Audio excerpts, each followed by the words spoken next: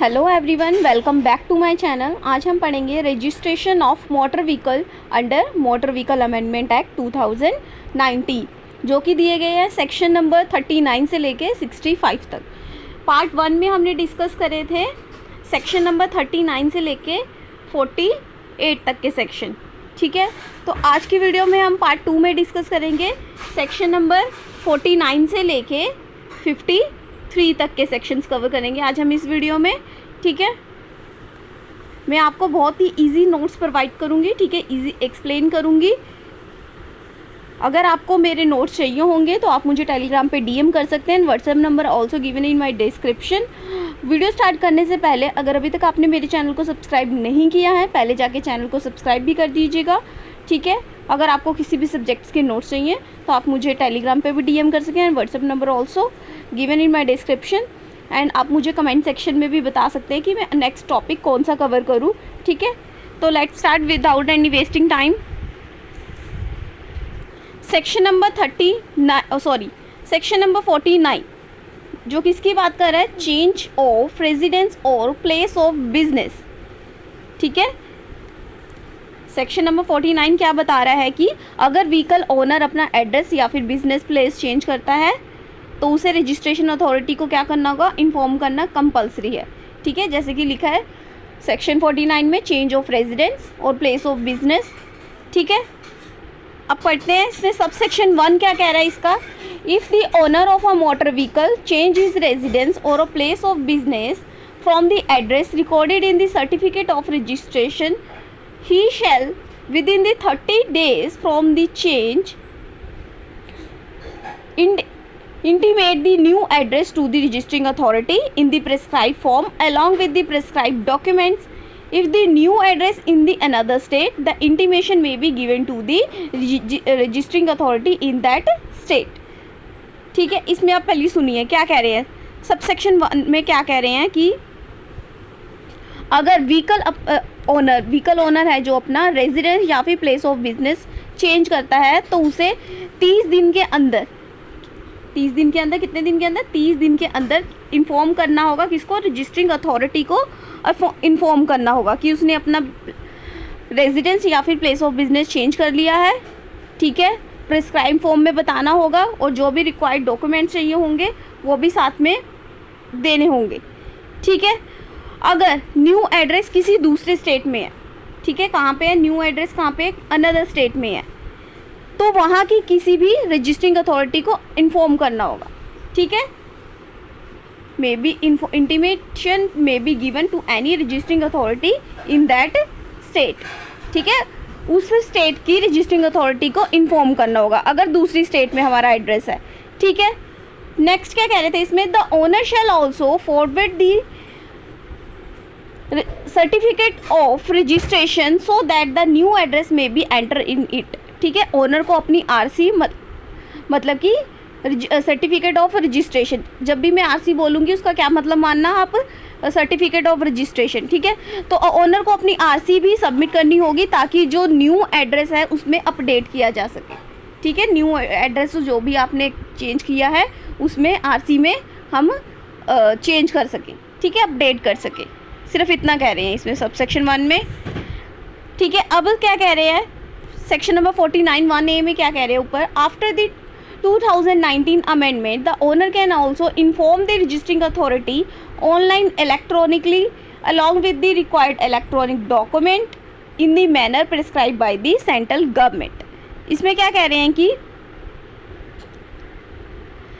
अब owner address change की जो इन्फॉर्मेशन है ऑनलाइन या फिर इलेक्ट्रॉनिकली भी सबमिट कर सकता है।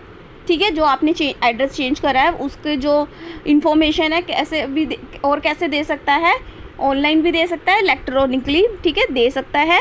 और साथ ही जो भी रिक्वायर्ड डॉक्यूमेंट चाहिए इलेक्ट्रॉनिक डॉक्यूमेंट भी अपलोड कर देगा। ठीक है, ऑनलाइन ही वो सारे जो डॉक्यूमेंट चाहिए रजिस्टरिंग अथॉरिटी को वो सभी क्या कर देगा, ऑनलाइन ही अपलोड कर देगा।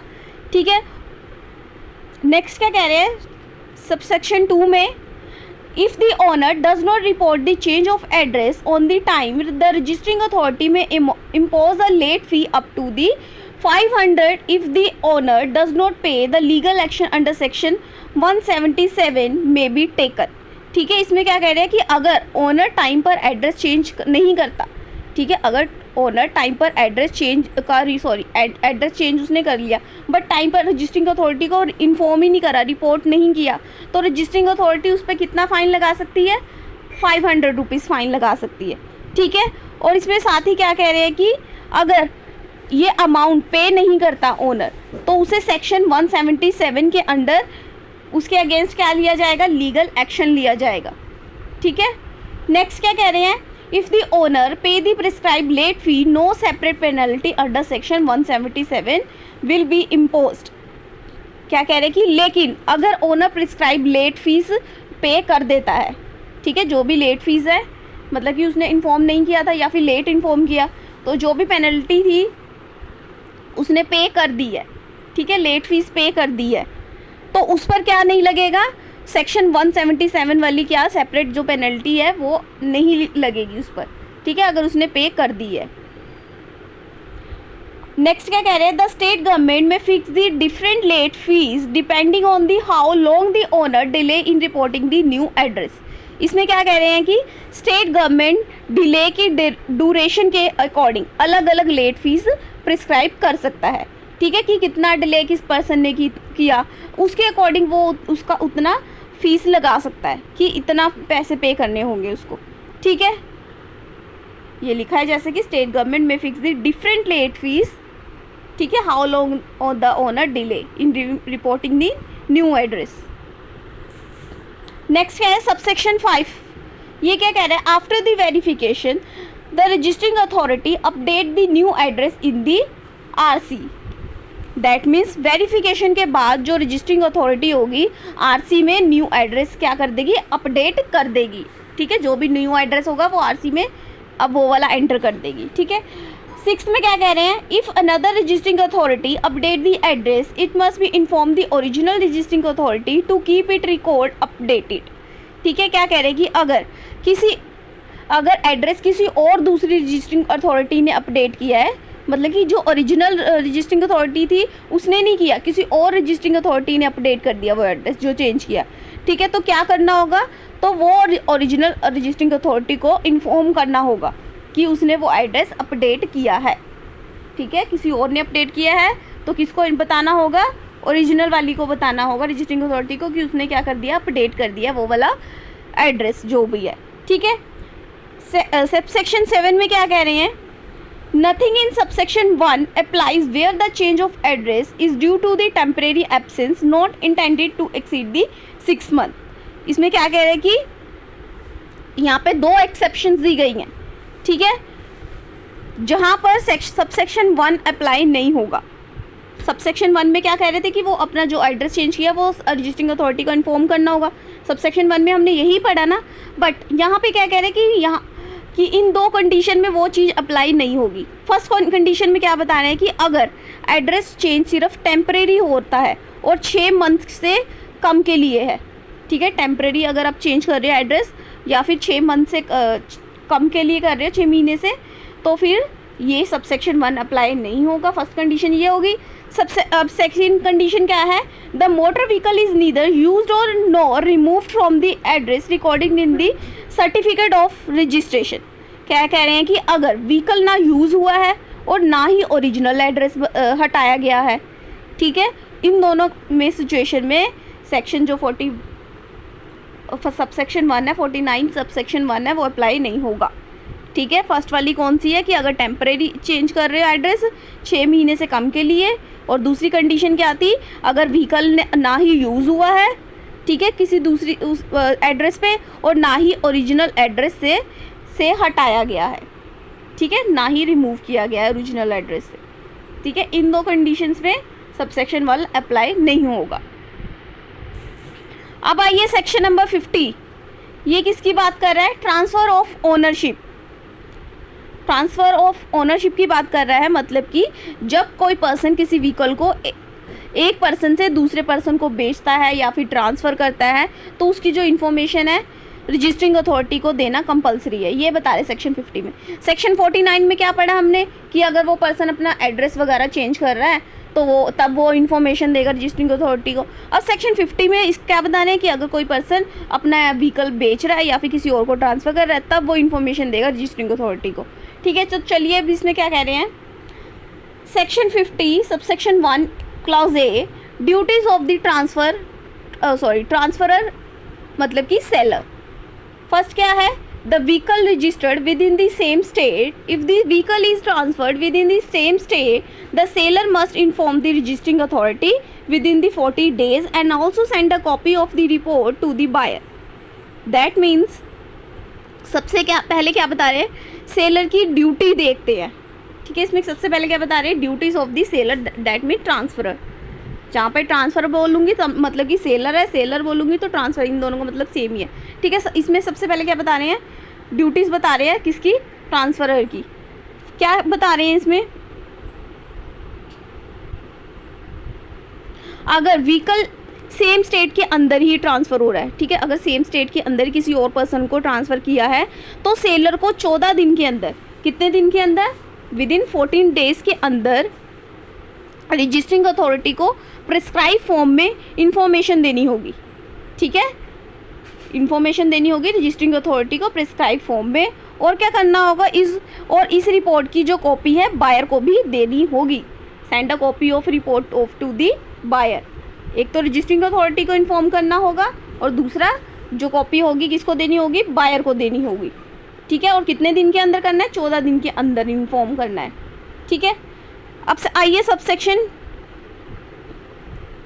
सेकेंड में क्या कह रहे हैं इसमें, vehicle registered outside the state, if the vehicle is transfer to the another state the seller must inform the registering authority within the 45 days and submit either the NOC or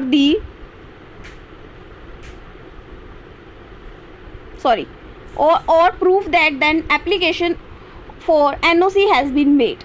NOC का मतलब क्या है, non objection certificate. ठीक है, अब इसमें सुनिए क्या कह रहे हैं कि अगर व्हीकल किसी दूसरी स्टेट में ट्रांसफ़र किया जा रहा है, ऊपर क्या पढ़ा हमने, सेम स्टेट, और इसमें क्या है, आउटसाइड द स्टेट, मतलब कि किसी और स्टेट में क्या किया जा रहा है, ट्रांसफ़र किया जा रहा है व्हीकल को, तो सेलर को कितने दिन के अंदर, यहाँ पे 45 दिन के अंदर, ऊपर 14 दिन थे, यहाँ पे 45 दिन के अंदर रजिस्टरिंग अथॉरिटी को इन्फॉर्म करना होगा और साथ ही NOC भी क्या करनी होगी, सबमिट करनी होगी। ठीक है, और प्रूफ देना होगा कि NOC के लिए एप्लीकेशन ऑलरेडी फाइल की गई है। ठीक है, क्या प्रूफ देना होगा कि NOC के लिए एप्लीकेशन ऑलरेडी क्या कर दी है, फाइल कर दी है। ठीक है, and proof that application of for the NOC has been made. अब 1B, इसमें क्या बता रहे हैं, ड्यूटीज़ ऑफ दी ट्रांसफरी। पहले हमने क्या पढ़ा, ड्यूटीज़ ऑफ द सेलर मतलब कि ट्रांसफ़र। अब इसमें क्या बता रहे हैं, duties of the transferee, that means buyer. The buyer must apply within the 30 days to get the registration certificate transfer into his or her own name by the submitting the required document and the fees and copy of transfer report receive from the seller. ठीक है, इसमें क्या कह रहे हैं कि buyer की responsibility बता रहे हैं, मतलब कि ड्यूटी बता रहे हैं कि बायर को व्हीकल परचेज करने के 30 दिन के अंदर, पहले सेलर की बताया कि उसको क्या करना है, अब बायर ने व्हीकल ले लिया, परचेज कर लिया, तो उसे क्या करना होगा, 30 दिन के अंदर RC को अपने नाम पर ट्रांसफ़र करना होगा। ठीक है, RC को अपने नेम पे ट्रांसफ़र कर लेगा। ठीक है, और उसके लिए क्या करनी होगी, उसे एप्लीकेशन देनी होगी रजिस्टरिंग अथॉरिटी को, और एप्लीकेशन के साथ क्या क्या देना होगा उसको, जो भी डॉक्यूमेंट्स लगेंगे। ठीक है, और साथ में जो भी फीस लगेगी वो भी देनी होगी, और सेलर से मिली जो भी ट्रांसफ़र रिपोर्ट की कॉपी होगी वो भी सबमिट करना कंपलसरी है। ठीक है, copy of transfer report must be, sorry ये पहले क्लियर कर दूँ। ठीक है, copy of transfer report receive from the seller, मतलब कि सेलर से जो मिली हुई ट्रांसफ़र की रिपोर्ट की कॉपी होगी वो भी सबमिट करना कंपलसरी है। ठीक है, जब उसको अपने RC में नेम अपडेट करवाना है, अपना नाम करवाना है, तो उसको एप्लीकेशन देनी होगी और साथ में कौन कौन से डॉक्यूमेंट्स देने होंगे। ठीक है, फ़ीस देनी होगी, और जो भी रिपोर्ट उसको सेलर से मिली है वो भी क्या करनी होगी, रजिस्टरिंग अथॉरिटी को सब सबमिट करना होगा। अब आइए सबसेक्शन 2 पे। If a person gets the vehicle by the inheritance or purchases it is in the government public auction, he or she must apply the registering authority to transfer the vehicle in his her name within the prescribed time, form, fees and the documents. इसमें क्या कह रहे हैं कि अगर किसी person को vehicle inheritance से मिला है, ठीक है, या फिर गवर्नमेंट पब्लिक ऑक्शन से परचेज किया है. कहाँ से परचेज किया है, मतलब कि जैसे कि व्हीकल्स की बोली से गवर्नमेंट जो लगाती है, गवर्नमेंट पब्लिक ऑक्शंस होता है, वहाँ से लिया या फिर इनहेरिटेंस से लिया है, तो उसे प्रिस्क्राइब टाइम, फॉर्म, फीस और डॉक्यूमेंट के साथ रजिस्टरिंग अथॉरिटी के पास एप्लीकेशन देनी होगी, ठीक है, ताकि वो आरसी में उसका नाम क्या कर दे, ट्रांसफ़र हो सके. ठीक है.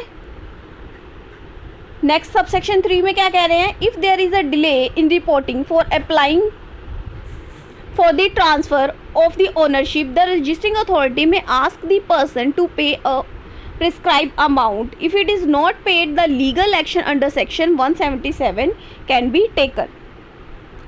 कह रहे हैं कि अगर ओनरशिप ट्रांसफ़र की इंफॉर्मेशन या फिर एप्लीकेशन टाइम पर सबमिट नहीं की गई है, ठीक है, इसमें क्या कह रहे हैं कि अगर ओनरशिप ट्रांसफ़र की इंफॉर्मेशन या फिर एप्लीकेशन टाइप पर सबमिट नहीं की जाती है, तो registering authority prescribe late fees की डिमांड कर सकता है.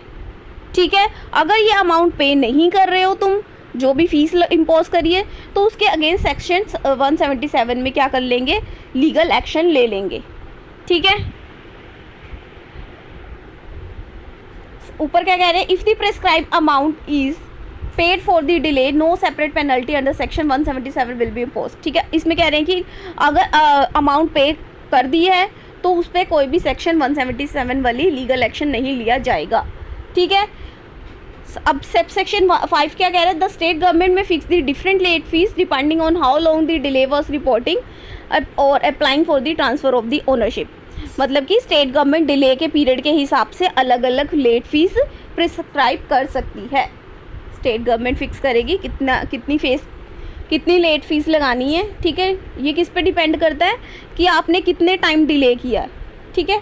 नेक्स्ट क्या कह रहे हैं सबसेक्शन 6 में, after receiving the required report or the application and being the satisfied that all the legal requirement are fulfilled, the registering authority record the new owner's name in the RC. That means जब registering authority satisfy हो जाती है कि सारी जो legal requirements हैं complete हो गई हैं, तब वो रजिस्टरिंग आरसी को में नए ओनर का नाम एंटर कर देगी. ठीक है. जब रजिस्टरिंग अथॉरिटी क्या हो जाएगी, सेटिस्फाई हो जाएगी, सारी जो लीगल रिक्वायरमेंट्स हैगी हैं पूरी कर दी हैं. ठीक है. तो फिर वो रजिस्टरिंग अथॉरिटी क्या करेगी, आरसी में नए ओनर का नाम एंटर कर देगी, और इसके बाद जो व्हीकल होगा लीगली रजिस्टर्ड ओनर, वही उसका जो भी उसका रजिस्टर्ड ओनर होगा वही माना जाएगा. ठीक है. जिसका नाम उसमें आरसी में चला गया वही उसको ओनर मानेंगे उस व्हीकल का. नेक्स्ट क्या कह रहे हैं, a registering authority making an entry of the transfer of the ownership shall communicate the transfer to transfer seller and to the original registering authority if the authority making an entry it is not the original registering authority. अब सुनिए इसमें क्या कह रहे हैं कि जब ownership transfer की एंट्री हो जाती है, ठीक है, आरसी में क्या हो गई है, ओनरशिप ट्रांसफ़र की एंट्री हो गई, अपडेट कर दिया है. ठीक है. जो न्यू पर्सन ने खरीदी है वो व्हीकल, उसका नाम एंटर हो गया आरसी में, तो रजिस्टरिंग अथॉरिटी इसकी इन्फॉर्मेशन किसको देगी, सेलर को देगी. ठीक है. ट्रांसफ़र को देगी, मतलब कि सेलर को देगी. और दूसरी, अगर एंट्री किसी दूसरी रजिस्टरिंग अथॉरिटी ने की है तो ओरिजिनल वाली जो रजिस्टरिंग अथॉरिटी है उसको भी इन्फॉर्म करेगी. ठीक है. इन दोनों को इन्फॉर्म करेगी. ठीक है. कि आरसी में जो भी एंट्री वगैरह अपडेट कर दी है. Next we have the section number 51. ये किसकी बात कर रहे हैं, special provisions regarding the motor vehicle subjected to hire, purchase, lease और हाइपोथिकेशन एग्रीमेंट. ठीक है. ये सेक्शन मेनली किसके बारे में है, ये सेक्शन उन व्हीकल पर अप्लाई होगा जो लोन, हायर, परचेज, लीज या हाइपोथिकेशन एग्रीमेंट के थ्रू व्हीकल को क्या कर रहे हैं, परचेज करते हैं। ठीक है, कैसे परचेज कर रहे हैं, व्हीकल को कैसे ले रहे हैं, हायर परचेज के थ्रू, लीज के थ्रू, हाइपोथिकेशन एग्रीमेंट के थ्रू। ठीक है, इन सभी तरीक़ों से अपना व्हीकल जो भी परचेज कर रहे हैं, इससे उन पर क्या अप्लाई होगा, ये वाला सेक्शन अप्लाई होगा। ठीक है, चलिए अब देखते हैं इसका सबसेक्शन 1 क्या कह रहा है।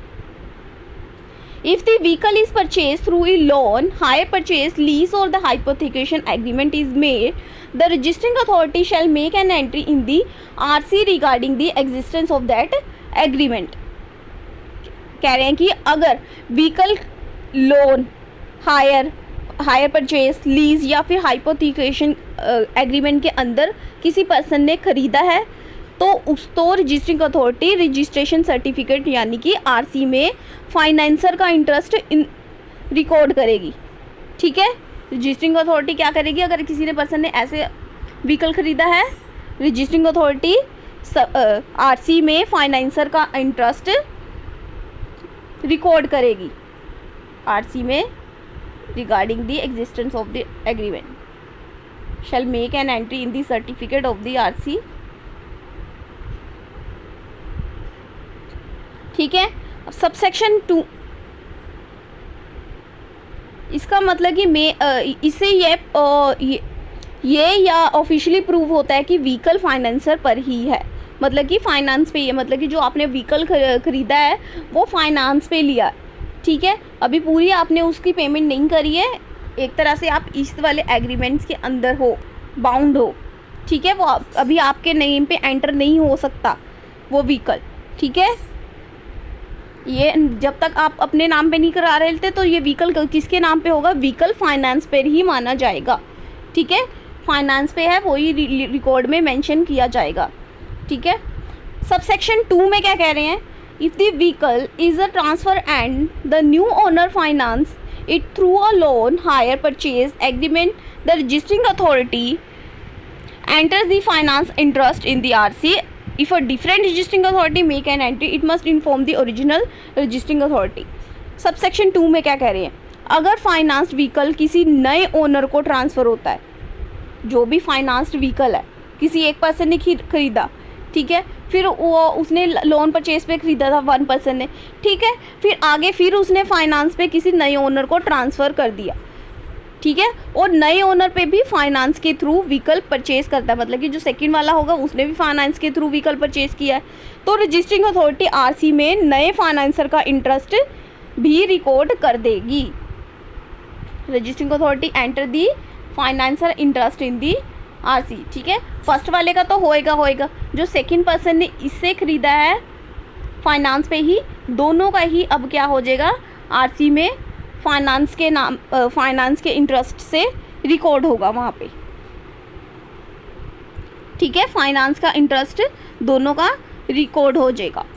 अगर ये एंट्री किसी दूसरी रजिस्टरिंग अथॉरिटी ने की है, ठीक है, ये वाली जो एंट्रीज़ है किसने की है, किसी और रजिस्टरिंग अथॉरिटी ने की है, ओरिजिनल वाली रजिस्टरिंग अथॉरिटी ने नहीं की।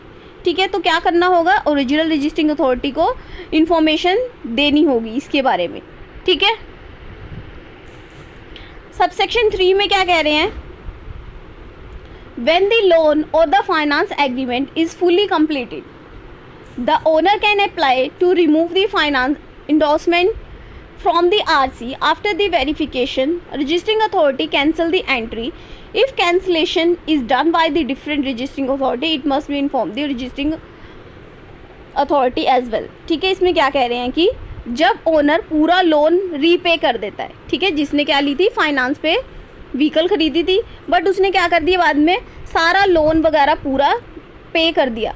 ठीक है, तो ओनर रजिस्टरिंग अथॉरिटी के पास एप्लीकेशन देगा, ठीक है, कि फाइनेंसर के नाम से, मतलब कि फाइनेंसर का नाम आरसी से रिमूव कर दिया जाए।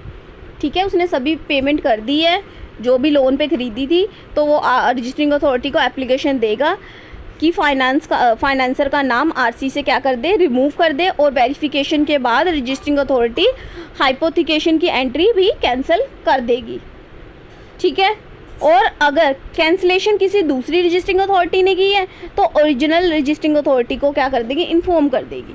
ठीक है, ये हो गया हमारा सबसेक्शन 3।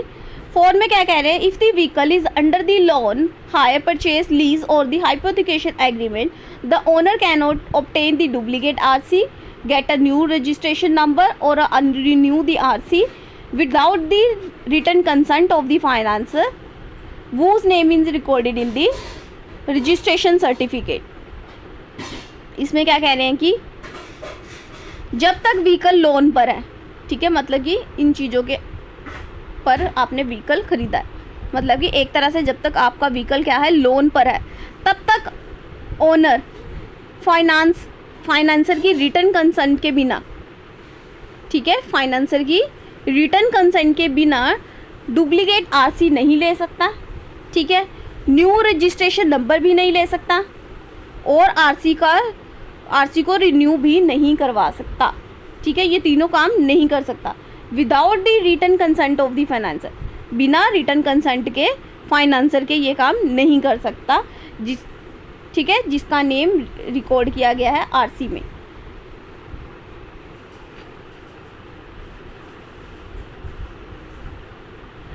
आपने अगर लोन पे व्हीकल खरीदा तो आपका नेम वहाँ मेंशन नहीं होगा, ठीक है, उस आरसी में वहाँ पे किसका नेम मेंशन किया जाएगा, फाइनेंसर का, फाइनेंस के नेम से। ठीक है, subsection 5, if the financer refuse to give the written consent without a valid reason, the owner can approach the registering authority, the registering authority will, इसमें क्या कह रहे हैं कि अगर फाइनेंसर बिना किसी वैलिड रीज़न के कंसेंट देने से क्या कर देता है, मना कर देता है, ठीक है, जो मैंने पीछे पढ़ाया 4th में कि उसके फाइनेंसर के रिटर्न कंसेंट के बिना नहीं हो सकती ये सब चीज़ें। अब कह रहे कि अगर फाइनेंसर बिना वैलिड रीज़न के कंसेंट देने से मना कर देता है तो ओनर जो ओनर होगा रजिस्टरिंग अथॉरिटी के पास एप्लीकेशन दे सकता है। अथॉरिटी ओनर और फाइनेंसर दोनों की बात सुनेगी। ठीक है, here the both owner and the financer क्या करेगी, जब वो एप्लीकेशन दे देगा तो अथॉरिटी दोनों की बात को इक्वली सुनेगी। ठीक है, कंडक्ट दी इंक्वायरी, उसके बाद इंक्वायरी को कंडक्ट करेगी। ठीक है, अगर रिफ्यूज़ल अनरीजनेबल लगता है, ठीक है, फाइनेंसर रिफ्यूज़ल इज़ अनरीजनेबल लगता है तो वो क्या कर देगी, देन पास एन ऑर्डर। तो रजिस्टरिंग अथॉरिटी ऑर्डर पास कर सकती है। क्या क्या ऑर्डर पास कर सकती है अब देखते हैं।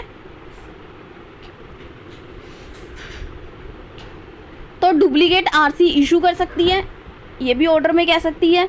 ठीक है, और assign a new registration mark, मतलब कि न्यू रजिस्ट्रेशन मार्क भी दे सकती है। और क्या कर सकती है, आरसी को रिन्यू भी कर सकती है, as the case may be. ठीक है,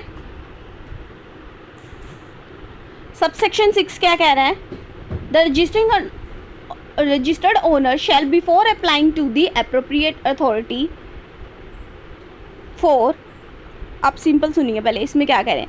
ओनर को कुछ काम करने से पहले क्या करना होगा, फाइनेंसर से नो ऑब्जेक्शन, मतलब कि नो ऑब्जेक्शन सर्टिफिकेट, मतलब कि एनओसी लेना कंपलसरी है।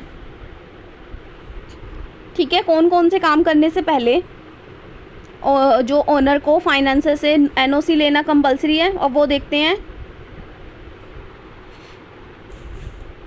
Permit renewal, duplicate of RC, new registration mark, vehicle को किसी दूसरे आपने स्टेट में अगर लेके जाना है तब एनओसी की ज़रूरत है।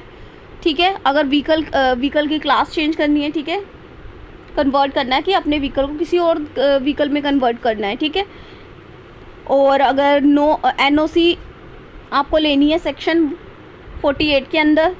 ठीक है, एड्रेस चेंज करवाना है अपने, अगर सेक्शन 49 के अंदर, अगर व्हीकल का कोई भी alteration of the vehicle under section 52, इन सब केस में पहले फाइनेंसर से क्या लेना होगा, एनओसी लेना ज़रूरी है। ठीक है, ठीक है, apply to the financer to issue the no objection certificate. इन सभी केस में आपको क्या लेना ज़रूरी है, सबसे पहले एनओसी लेना ज़रूरी है।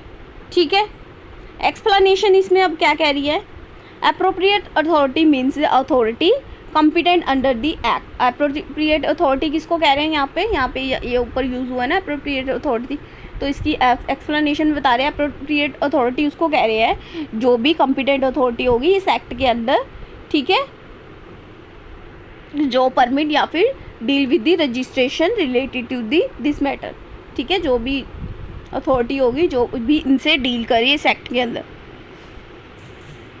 अब आइए सबसेक्शन 7 में, इसमें क्या कह रहे हैं, within 7 days of receiving the application under subsection 51 clause 6 the financer may issue the NOC और refuse to issue the it by recording the reason in writing and communicate them to the applicant. If the financer neither issue the NOC or nor communicate the refusal within the 7 days, the NOC shall deem to be have been issued.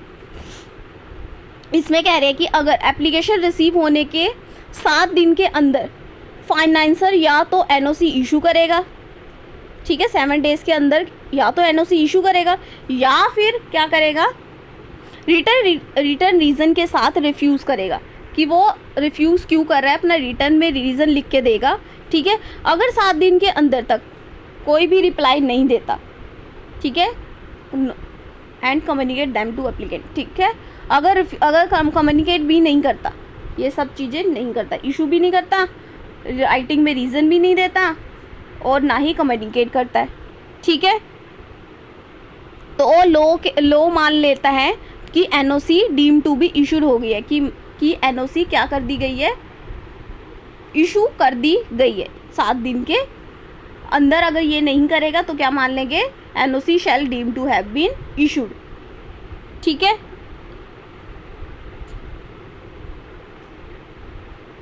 और इसमें अब आगे क्या कह रहे हैं, when submitting the application the registered owner must attach either NOC, financier return refusal or the declaration that no reply was received within the 7 days।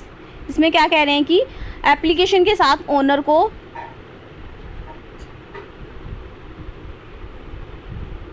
NOC, return refusal या फिर डेक्लारेशन अटैच करना होगा कि 7 दिन के अंदर कोई भी 7 दिन के अंदर कोई भी रिप्लाई नहीं दिया गया, ठीक है। ये सब चीज़ें, तीनों चीज़ें एप्लीकेशन के साथ क्या करनी होगी, अटैच करनी होगी।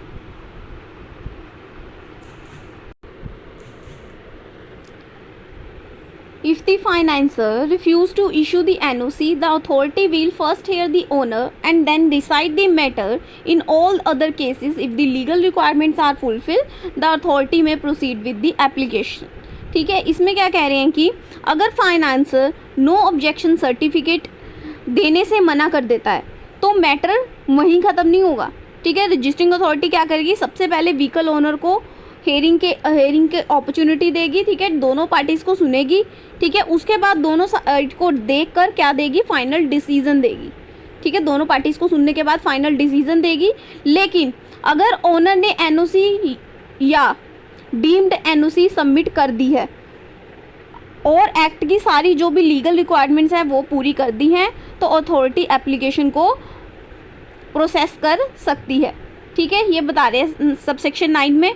सबसेक्शन 10 पे आइए, when ever the registering authority make any important change in the vehicle record such as transfer of ownership, alteration, cancellation of hypothecation, suspension of the registration or change of address must inform the financer, ठीक है। इसमें क्या कह रहे हैं कि registering authority financed vehicle के records में कोई भी इम्पोर्टेंट चेंजेस कर सकती है, ठीक है।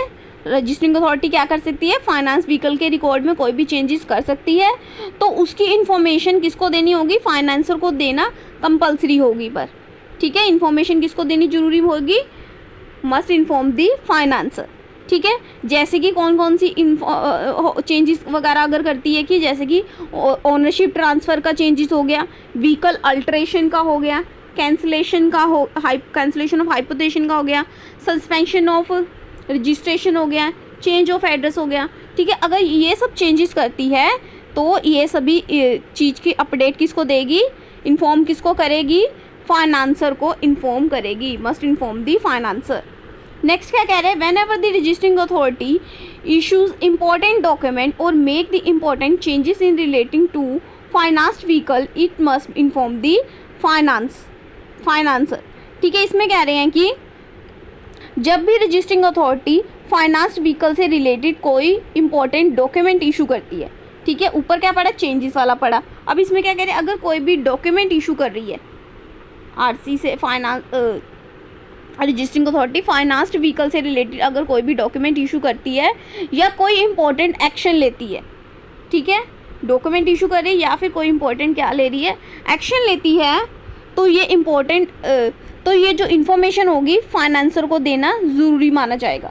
ठीक है, किसको देनी है ये सभी इन्फॉर्मेशन, इन्फॉर्म दी फाइनेंसर। ठीक है, सबसेक्शन 12 क्या कह रहा है, if the different registering authority note the original one makes any entry, cancel an entry or issue a fresh registration certificate, it must inform the original registering authority so that the official record may remain update.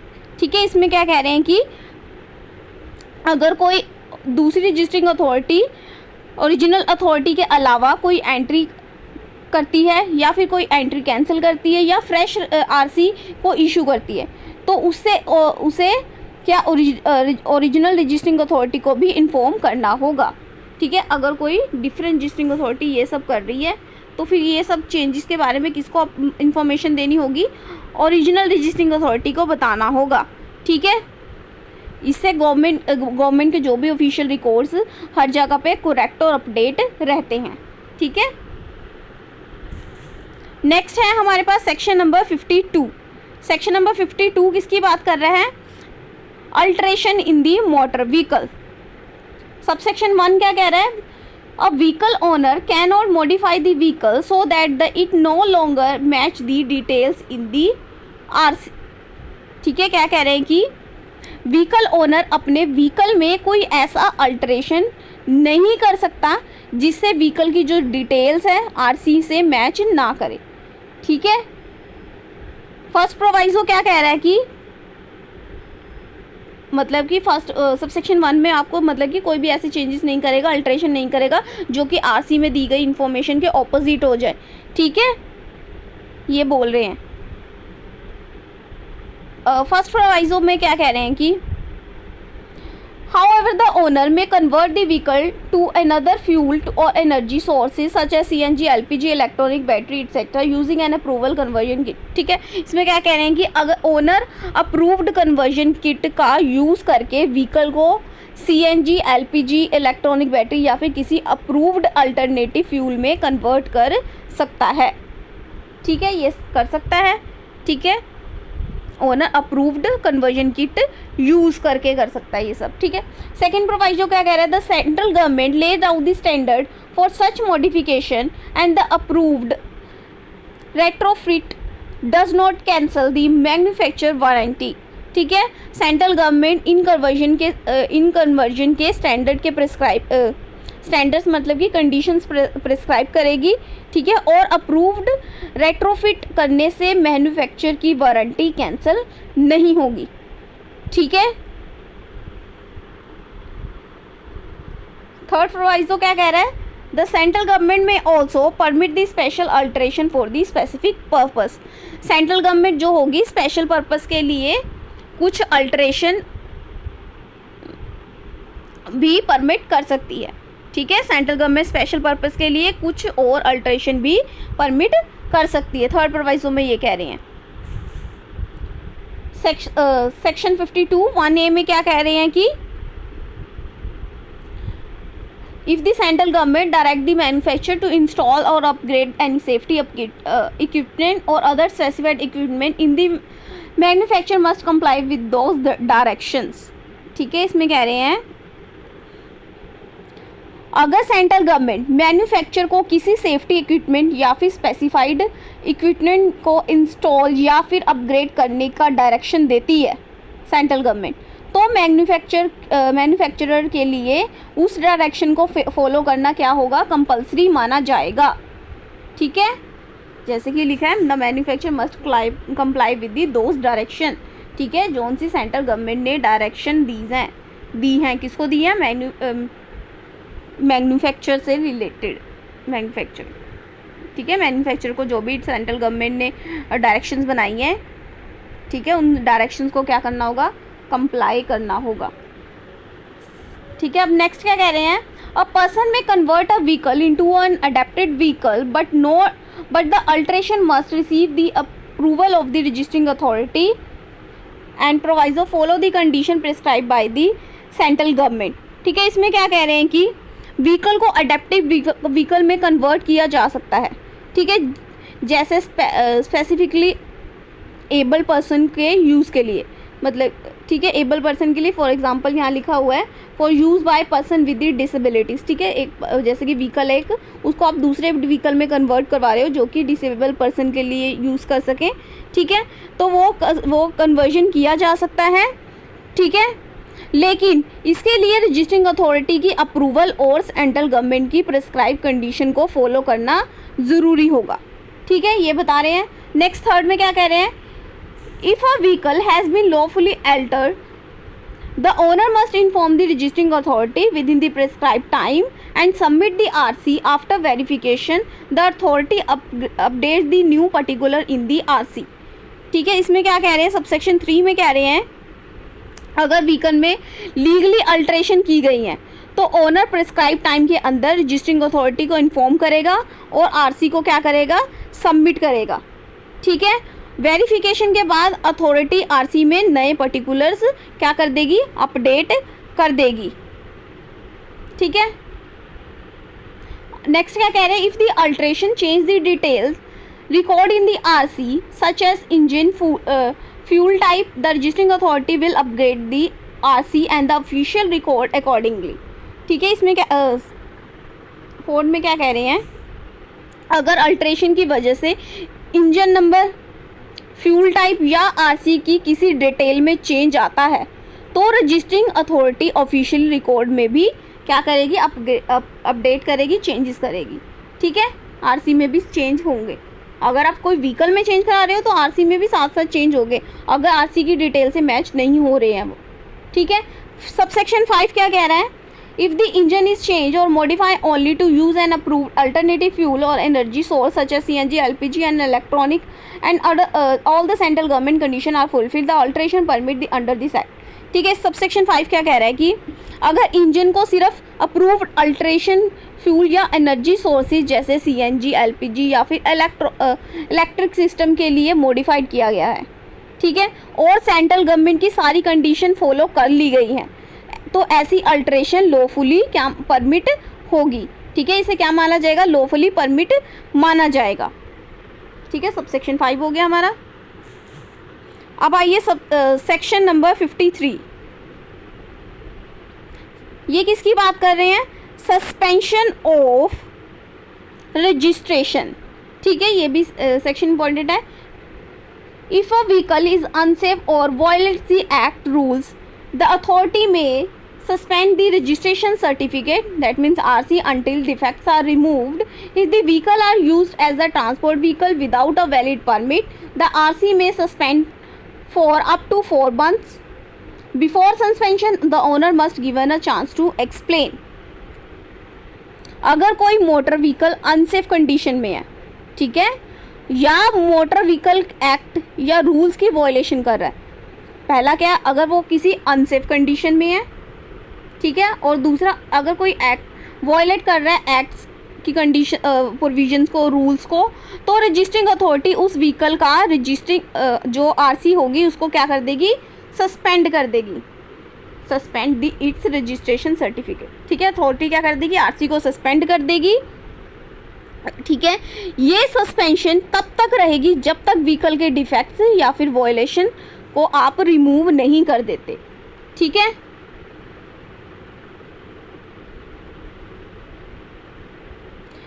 ठीक है, आप जब तक इसके defects को remove नहीं कर देते तब तक वो क्या आरसी क्या रहेगी, सस्पेंड ही रहेगी। ठीक है, अगर कोई ट्रांसपोर्ट व्हीकल बिना वैलिड परमिट के चला रहा है तो उसका रजिस्ट्रेशन मतलब कि उसकी जो आरसी होगी मैक्सिमम 4 मंथ तक सस्पेंड रहेगी। कितने मंथ तक सस्पेंड रह सकती है, 4 मंथ्स तक। ठीक है, अगर कोई ट्रांसपोर्ट व्हीकल बिना वैलिड परमिट के चला रहा है तो। ठीक है,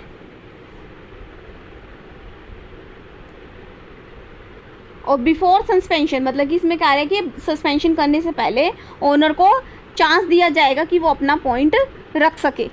ठीक है, सेकंड क्या कह रहे हैं, when where the an authority other than the registering authority pass an order under Section 53 Clause 1 shall inform the registering authority in writing along with the reason for the suspension.